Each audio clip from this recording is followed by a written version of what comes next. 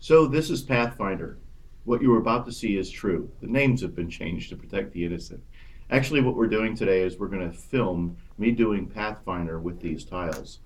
Don't pay attention so much to I'm using the tiles as opposed to the computer desktop or something like that. The whole idea here is to help you with some of the words that I use and the explanations of what each one of these tiles means. So when you're doing it with a client, you make sure that you pay attention to probably three or four very important rules.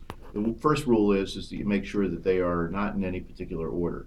And it's important that you let the client know that they're not in any particular order because you don't want them to feel like this is some insurance company trick. It's a sales tool that helps us sell a bunch more of something.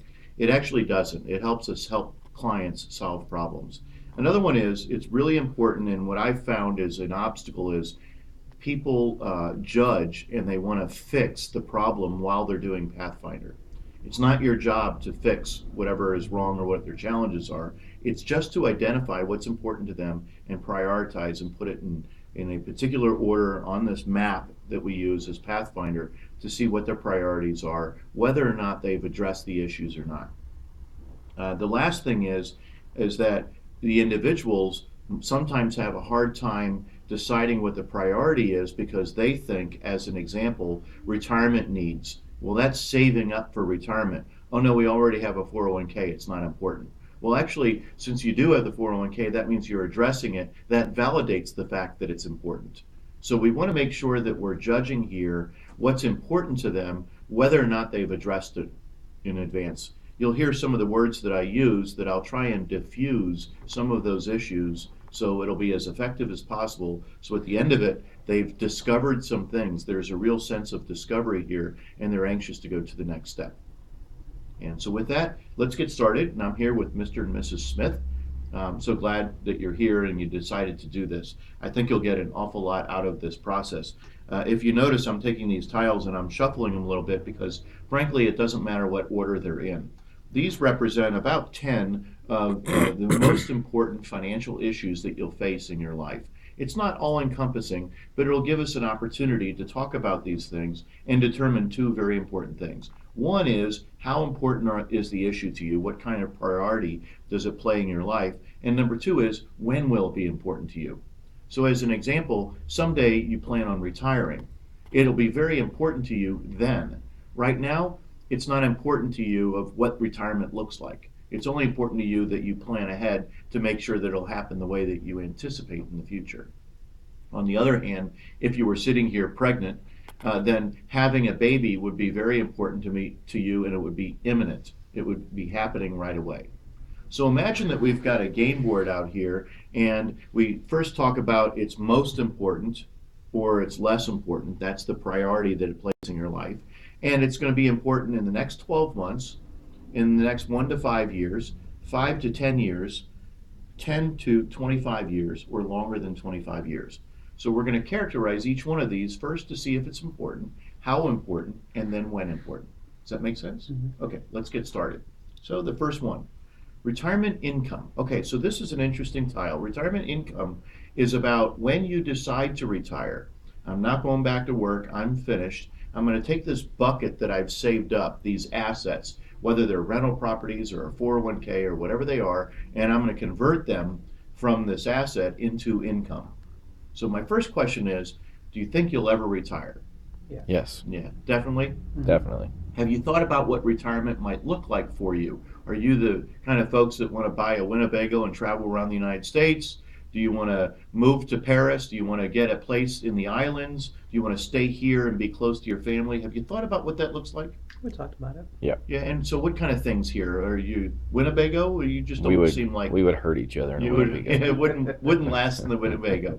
So perhaps would you stay in St. Louis? Oh no. No, we got to No. go somewhere warm. Yeah. Somewhere warm. Down Okay, south, so yeah. maybe Florida or the islands or something like Yep. that. Something like that. And so you would want to convert your retirement income. So it would probably be pretty important to you that you have this part of your plan well established so your income is not an uncertainty. Would you agree? Yes. Right.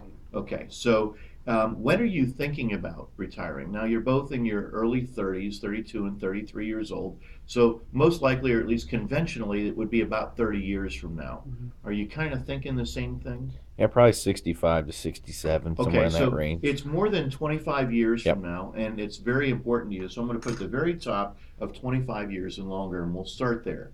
Now, an important thing to remember as we do Pathfinder, only one of these tiles can take the place of one of these squares. So we might have to change priorities as we go along. The other thing that's important is this is just a snapshot of today. If I did this 20 years from now, it would be at a different place and a different priority on your plan. Does that make sense? Hmm. Okay, so right now it's the most important priority and 25 years from now.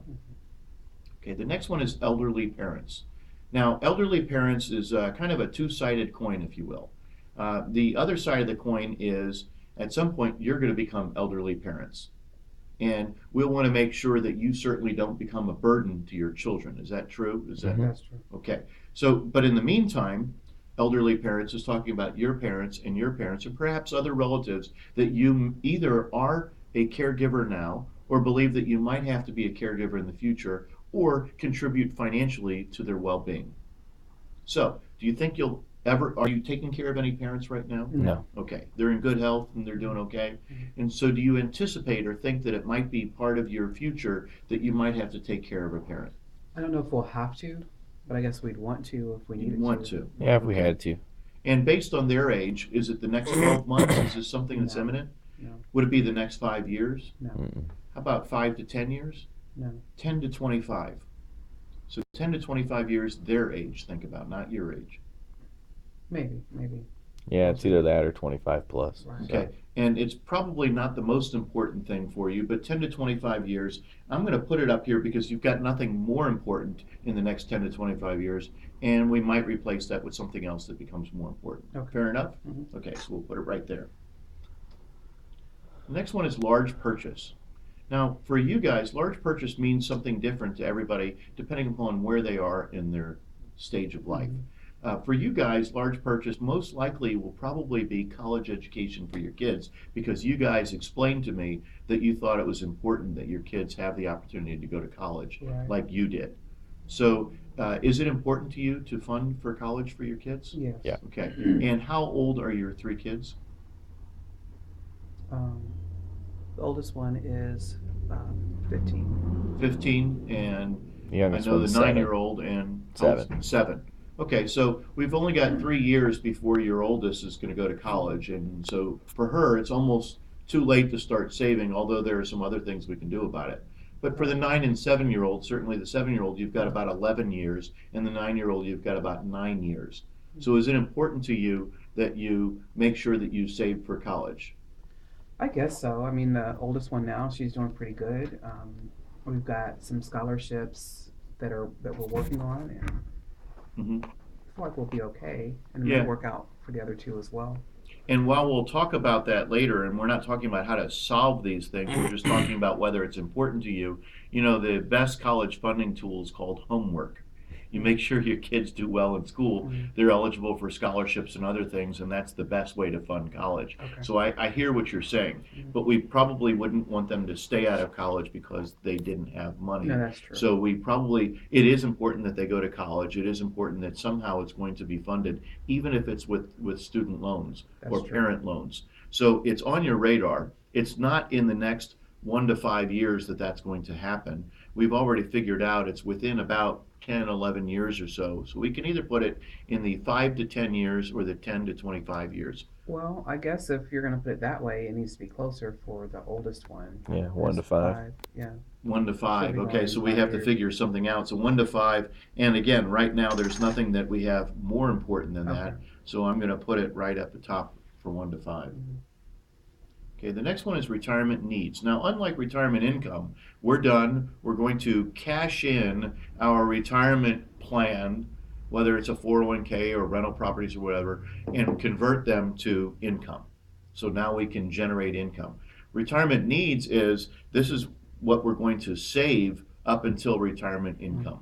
So is it important to you that you save along the way so you don't wait until you're 62 and decide that you've got to save some money. Yeah. Yes. And is it important to you to start immediately, to start in the next couple of years, to start Well, 10 years from we've now? actually already started. Great. We both have So that 401ks. validates that it's important to you. That's great. So that means that it is important to you because you're already doing something about it. And since you're doing something about it today, it's obviously today's news. Okay. So I'm going to put that in the next 12 months because you're already doing it. This is easy.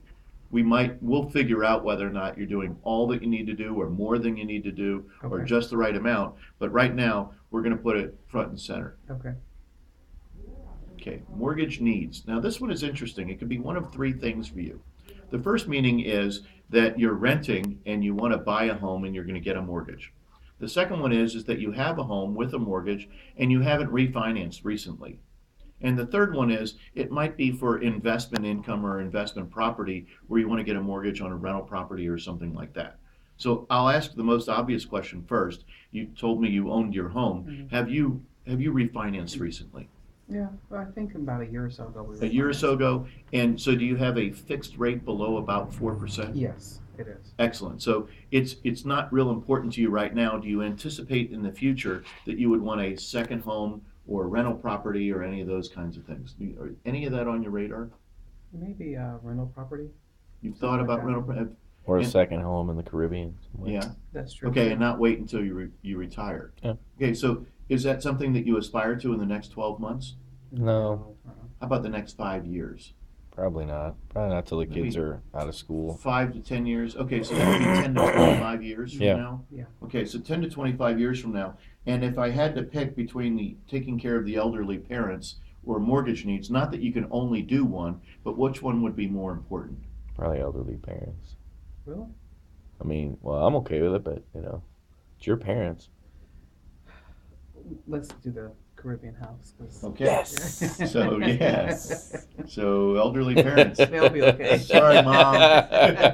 They'll take care of themselves. Okay, yeah, does that one make you nervous? Oh, Lord. We're done with that. Want any more kids? Okay, no more No. kids. So No. this actually changes in meaning also, that instead of a new baby for you, and the reason why this is in here, because not only is it life-changing, but it's very expensive to raise kids today. So this one turns into something different, and it's really not about your children, it's about grandchildren. And this is something that, whether it's in your life or it's important to you, you might want to give to those generations, perhaps either like your parents weren't able to or were able to, but you aspire to. So if you thought about when your kids get older and they have children, would you like to help those kids with perhaps college funding or buy them a car or down payment for a house or any of those kind of Oh, things? we're not looking for grandkids anytime soon. No time soon. So No it's time certainly soon. not in the next 5 years or next 10 years. But as they get a little bit older, is it on your radar? Is that something you've ever considered? Yeah, I'd like to be able to help. Yeah, and what's interesting about this one and all of these is you might be thinking to yourself, we don't have the money to do that. We have more important things in our lives. For the purposes of this exercise, imagine that each one of these squares cost you $1, circles, cost you $1 to solve.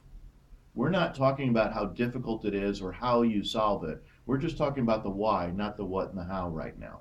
So if you have an aspiration to help your grandkids with college or as they get older, then certainly put it on here and we'll figure out if there's a way to do it and what you have to sacrifice. Then you can make good decisions on whether or not that's the right thing for you to do. Make sense? Yep. Okay, so you said 10 to 25 years, and I'm guessing that your elderly parents would be more important because you're not quite as strong in your feelings about that. Is that a good spot for it? Yeah, I'm just wondering what we're gonna do with how do you want to support them? I mean, it could be college funding. I mean, that's one of those things I'd like to do. Not saying it's gonna happen. Help them with college. It could be help them with exchange programs. These are some of the things that I've seen other clients do. Could be give them a place to stay on the beach. They have a fund, and it might help the kids with college funding. It might help the kids fund a more expensive college if they wanted to, or they have certain expenses. Like I said, I had one client that the grandpa funded. It was more expensive for them to do an exchange program in France during college, and grandpa stepped up and helped them with that. I can see that. And it's kind of a That's neat okay. thing to do. And the further in advance we think about these things, the less expensive and the easier they are to make happen. Because as we've said several times, People who plan ahead will have better results and live more enjoyable lives than people who wing it. Okay, I can see So that. let's go to the next one. Ooh, debt. Ooh, hot, debt. Wow.